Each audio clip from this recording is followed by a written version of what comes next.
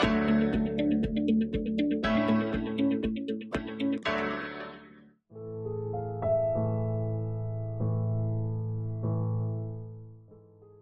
students, today we are going to discuss how France became the republic. But wait a minute, France पहले monarchy में था, फिर 1789 में एक बहुत बड़े लेवल पे रिवोल्ट हुआ, जिसकी वजह से राजा को कॉन्स्टिट्यूशन एक्सेप्ट करना पड़ा और फ्रांस बन गया कॉन्स्टिट्यूशनल मोनार्की। अब कॉन्स्टिट्यूशनल मोनार्की से रिपब्लिक तक का सफर कैसा रहा? Let's find out in today's session.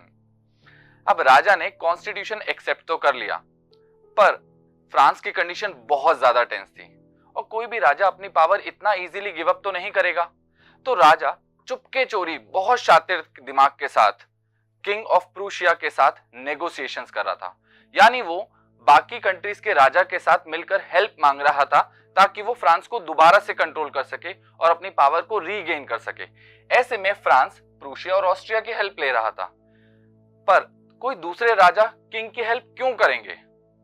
आप फर्ज कीजिए आपके घर में बहुत लाउड म्यूजिक चल रहा है, तो क्या उसकी आवाज पड़ोसी के घर तक नहीं जाएगी? सेम हो रहा था फ्रांस के साथ।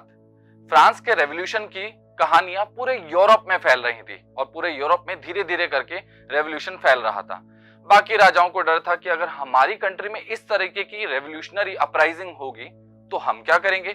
तो उन्होंने सोचा क्यों ना फ्रांस में अपनी आर्मीज को भेज दिया जाए और फ्रांस के सिचुएशन को कंट्रोल किया जाए, और ऐसे में लोगों को एक मैसेज दिया जाए कि अगर आप लोग मोनार्की और एरिस्टोक्रेसी के खिलाफ खड़े होते हैं तो उसका रिजल्ट क्या होगा। पर इससे पहले कि कुछ हो पाता, नेशनल असेंबली को इसकी खबर लग गई। अब नेशनल असेंबली ने अप्रैल 1792 को वॉर डिक्लेयर कर दी अगेंस्ट प्रूशिया एंड ऑस्ट्रिया। हजारों लोगों ने वॉर में पार्टिसिपेट किया। अब इस वॉर को यूरोप में तमाम राजा और एरिस्टोक्रेसी के खिलाफ देखा जाने लगा। अब वॉर में जैसा हम जानते हैं बहुत सारे सॉन्ग्स होते हैं जो आपको मोटिवेट करते हैं, लोगों के अंदर, वॉरियर्स के अंदर जोश भर देते हैं। अब ऐसे में एक सॉन्ग था जो बहुत फेमस हुआ, जिसे कंपोज किया था पोएट रॉजर डे लेस्ली ने। अब इस सॉन्ग को मार्सेल्स के हजारों वर्कर्स ने पेरिस तक मार्च करते हुए पूरे जोश से गाया, बहुत ज्यादा मोटिवेशन मिली। अब ऐसे में इसका नाम मार्सिले रखा गया और इसे फ्रांस का नेशनल एंथम बना दिया गया। है ना मजेदार बात? अब इसके बाद कॉन्स्टिट्यूशन की तरफ चलते हैं, क्योंकि एक तरफ वॉर लड़ी जा रही थी पर अभी भी सोसाइटी का एक बहुत बड़ा हिस्सा कॉन्स्टिट्यूशन से काफी नाराज था। उन्हें लग रहा था कि अब ये रेवोल्यूशन को और ज्यादा फर्दर कैरी फॉरवर्ड करना चाहिए, क्योंकि अभी भी पॉलिटिकल राइट्स केवल और केवल richer section of the society को ही मिले थे। बहुत सारे लोग अभी भी बहुत सारी चीजों से अनजान थे। अब इन सब चीजों को डिस्कस करने के लिए बनाए गए पॉलिटिकल क्लब। पॉलिटिकल क्लब कुछ इसी तरीके से समझिए जैसे हमारे यहाँ पर होती है पॉलिटिकल पार्टीज। पॉलिटिकल पार्टीज अपने ऑफिस में गवर्नमेंट की सारी पॉलिसीज और प्लान को असेस करते हैं। ऐसे ही यहाँ पर पॉलिटिकल क्लब्स थे जहां पर गवर्नमेंट की पॉलिसीज और प्लान्स को डिस्कस किया जा रहा था अपने अपने तरीके से। अब यहाँ पर सबसे फेमस एक क्लब निकल कर आता है जिसे बोला गया जैकोबियन क्लब।